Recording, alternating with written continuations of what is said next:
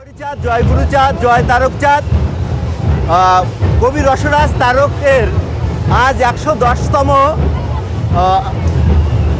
যেটা হচ্ছে তিরোধান দিবস। অর্থাৎ কবি রসরাজ হচ্ছে মতুয়া সাহিত্যের জনক। এই পুণ্যভূমিতে দাঁড়িয়ে আমি সকল ভক্তদের আতুল চরণে ভক্তিপূর্ণ প্রণাম জানাই। এই সেই পুণ্যভূমি, এই সেই পুণ্য স্থান যেখানে কবি রসরাজ তারক গোস্বামী জন্মগ্রহণ করেছিলেন, যার হাত ধরে রচিত হয়েছিল আমাদের মতুয়াদের আকর গ্রন্থ শ্রী শ্রী হরিলীলামৃত গ্রন্থ।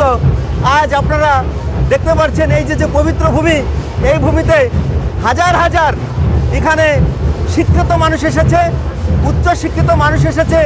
সব আমার হরিগুরুচাঁদের কৃপায় হয়েছে, আর যার লেখনীর মাধ্যমে হয়েছে তিনি হচ্ছেন কবি রসরাজ তারক সরকার, যিনি মতুয়া সাহিত্যের জনক। তাই বলতে চাই, মানুষের জন্মগ্রহণ করলেই আমরা মানুষ হতে পারি না।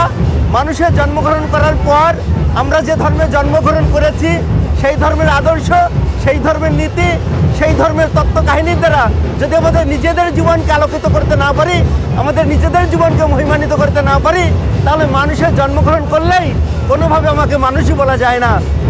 তাই আমি মনে করি আপনারা যারা এসেছেন এই তারকধামে, আজকে মতুয়ার সৈনিক আপনারাই প্রকৃত পক্ষে মানুষ। আপনারা যারা তারকধামকে ভালোবেসে এসেছেন, আমাদের মাঝে উপস্থিত আছেন মতুয়া গণজাগরণ মঞ্চের মুখপাত্র দাদা অরবিন্দ হাওলাদার।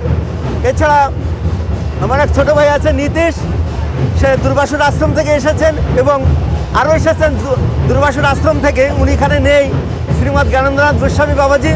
তো অনেক পাগল গুরু গোসাইরা আজকে এখানে থাকবেন, সারা রাত নাম সংকীর্তন করবেন। তো আমি এখান থেকে এই কবি রসরাজের পুণ্যভূমি দাঁড়িয়ে বিশ্বের সকল ভক্তবৃন্দের আতুল চরণে ভক্তিপূর্ণ প্রণাম জানিয়ে বলবো, আপনারা সময় পেলে কবি রসরাজের তারকের বাড়িতে আসবেন, এই প্রার্থনা নিবেদন করছি। জয় হরিচাঁদ, জয় গুরুচাঁদ, জয় তারকচাঁদ।